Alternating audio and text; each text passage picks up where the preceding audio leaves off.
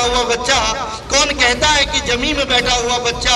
आसमान में नहीं उड़ सकता, कौन कहता है कि SGRR में पढ़ने वाला बच्चा अपनी मंजिल को नहीं बना सकता, कौन कहता है कि पर्वतीय आंचलों का बच्चा, कौन कहता है कि पर्वतीय आंचलों का बच्चा एक इतिहास नहीं रख सकता, और कौन कहता है उत्तराखंड का 21वीं सदी का युवा इस देश का प्रतिनिधित्व नहीं कर सकता। केवल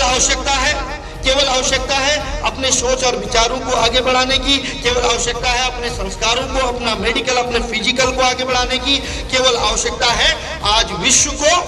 एक पैनी नजर से देखने की, आज आवश्यकता है अमेरिका, जापान, चाइना की बात करने की, आज आवश्यकता है उत्तर कोरिया से लेकर दक्षिण कोरिया तक के जो हलचलें पैदा हो रही है उन पे निगाह रखने की, आज आवश्यकता है अपने पड़ोसी मुल्क चाहे चाइना हो या पाकिस्तान, चाहे बांग्लादेश हो या नेपाल, चाहे अन्य कोई भी पड़ोसी मुल्क हो, क्या सोचते हैं हिंदुस्तान के बारे में, क्या सोचते हैं हिंदुस्तान के युवाओं के बारे में, क्या सोचते हैं हिंदुस्तान की संस्कृति और सभ्यता के बारे में, उस बारे में भी आज सजग होने की आवश्यकता है। इस 21वीं सदी के युवा, जब 20वीं सदी के लोग, जब 19वीं सदी के लोग, जब 18वीं सदी के लोग देश का नेतृत्व कर सकते हैं, जब हिंदुस्तान को विश्व का जगत गुरु बना सकते हैं, तो आज फिर क्यों हिंदुस्तान विकासशील राष्ट्रों में आता है, उस बात पे भी हम मंथन करेंगे। मैं निवेदन करना चाहता हूं इस विद्यालय में बैठे हुए बच्चों से, क्योंकि मुझे पता है कि इसमें से बहुत सारे बच्चे जो 9th से लेकर 12वीं तक के यहाँ पर भैया बहन बैठे हैं, तमाम वो बच्चे होंगे जो कल कोई संगीत में आगे जाएगा, तो कोई स्पोर्ट्स में जाएगा, कोई आर्ट्स में बहुत अच्छा होगा, तो कोई फिजिक्स केमिस्ट्री में बहुत अच्छा होगा, और कोई कॉमर्स का बहुत अच्छा स्टूडेंट बनेगा। लेकिन आवश्यकता इस बात की भी है कि आपको अपनी सभ्यता, अपने संस्कारों के साथ साथ अपनी इच्छा शक्ति का भी ध्यान रखना पड़ेगा, और कहीं ना कहीं आपको उस देखा देखी से भी बचना पड़ेगा, जिस देखा देखी में आज हमारे देश की युवा पीढ़ी केवल दिखाने के लिए तमाम प्रकार की डिग्रियों को हासिल करने के बाद बेरोजगार है। कहने का केवल तात्पर्य इतना है कि अगर कोई बच्चा हिस्ट्री में बहुत अच्छा है, अगर कोई बच्चा साइंस में बहुत अच्छा है, कोई बच्चा संस्कृत में बहुत अच्छा है, कोई पॉलिटिकल साइंस में अच्छा है, तो वो अपने विवेक के आधार पर अपने सब्जेक्ट का चुनाव करे, ना कि पड़ोसी को दिखाने के लिए फिजिक्स केमिस्ट्री की ओर भागे। आपकी आवश्यकता होनी चाहिए आपको समझने की शक्ति, और मैं इतना जानता हूं, चाहे वो सचिवालय हो या विधानसभा, चाहे वो सेंट्रल गवर्नमेंट की जॉब हो या डिफेंस की, चाहे वो NDA हो या CDS, चाहे वो SSC हो या तमाम प्रकार के NIT या तमाम प्रकार की तकनीकी शिक्षा है, वहां पर वही बच्चा आगे बढ़ सकता है जो 6ठी से लेकर 12वीं तक की पढ़ाई को, जो 6ठी से लेकर 12वीं तक के फिजिक्स केमिस्ट्री मैथ को, जो 6ठी से लेकर 12वीं तक के इतिहास भूगोल नागरिक शास्त्र को, जो 6ठी से लेकर 12वीं तक के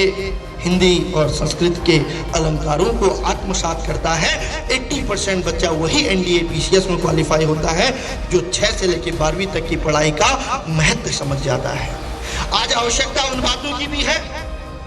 कि पढ़ाई के साथ साथ हमारे इन विद्यालय के बच्चों को इस देश की एक नई दिशा और दशा परिवर्तित करने के लिए कुछ और महत्वपूर्ण बातों पर भी आना होगा। वो इसलिए भी जरूरी बन जाता है, अगर आज नहीं जागे तो फिर कभी नहीं जागेंगे। किसी ने बहुत अच्छा कहा है कि जिस देश का युवा आगे बढ़ जाता है वो देश आगे बढ़ जाता है, और जिस देश के युवाओं की जड़ें कमजोर हो जाए वो देश कमजोर हो जाता है। तो आज चिंतन और मनन करने का इसलिए भी विषय बन जाता है। अपने देश से संदेश भेजना चाहता हूँ सरकार को जी। कुछ दिन पहले, मतलब कुछ हफ्ते महीने पहले उन्होंने मैगी बैन की थी जी, क्योंकि उसमें मोनोसोडियम ग्लूटामेट ज़्यादा पाया गया था जी, क्योंकि हम रोज चाउमीन में खा जाते हैं अपने आप, लेकिन वो सिगरेट, शराब, इन सबको बैन क्यों नहीं कर सकते जी? बहुत ही सुंदर सवाल है, और एक बार तालियां बजनी चाहिए राज्य सरकार के लिए और केंद्र सरकार के लिए। हमारे युवाओं के द्वारा सुझाव दिए जा रहे हैं, अगर हम मैगी या तमाम चीज़ों को बैन कर सकते हैं तो तंबाकू या जानलेवा, जहाँ पर हम लिखते हैं कि नशीली चीज़ें हैं, आत्म शरीर के लिए नुकसानदेह हैं, वो क्यों नहीं बैन किया जाता? तो आपको हो सकता है सरकार लाइव सुने, देखे, और आपकी इस बात को सजग इंडिया के माध्यम से हम पहुँचाना चाहेंगे। जब तक सरकार नहीं जागती है तब तक आप युवाओं को क्या कहोगे? क्योंकि बचाना तो उनको देश है, सरकार या नेता बचाए न बचाए, लेकिन हमको स्वयं को भी बचना है और इस मातृभूमि को भी बचाना है, तो उसके लिए क्या विचार है जी? हमें पहले तो मतलब स्कूल जो कैंपस है उसके चारों तरफ जितने भी मतलब दुकानें होती हैं, मैंने देखा है वहाँ पे सिगरेट, शराब बेची जाती है, वो सबसे पहले बैन करनी चाहिए। और अगर कोई ना मानता हो तो उन्हें कानून दिखाना चाहिए। जी, तो आप एक प्रण लेंगे कि आज के बाद अगर हमारी सजग इंडिया टीम के साथ आप जुड़ते हैं और सजग इंडिया का एक इंफॉर्मेशन नंबर आपको दिया जाता है या व्हाट्सएप नंबर दिया जाता है, तो आपके आसपास में जो भी ऐसे नशे के अड्डे हैं जहां पर बच्चों को बरगलाया जाता है या कोई भी बच्चा, एनीवन वॉलंटियर, वो हमें अगर सूचित कर दें तो कहीं ना कहीं पुलिस की मदद से उस नशे के कारोबार पे अंकुश लगाया जा सकता है और बिना किसी बच्चे के नाम लिए हम पूरे देहरादून में एक नई क्रांति ला सकते हैं। तो एक बार दिल से हमारे छोटे भाई के लिए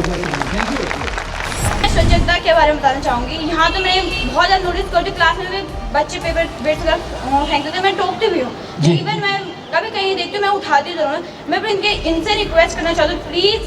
आप पेपर अगर फाड़ तो डस्ट भी यहाँ अलाउड किए जा रहे हो, वो उसमें फेंक दी। मैं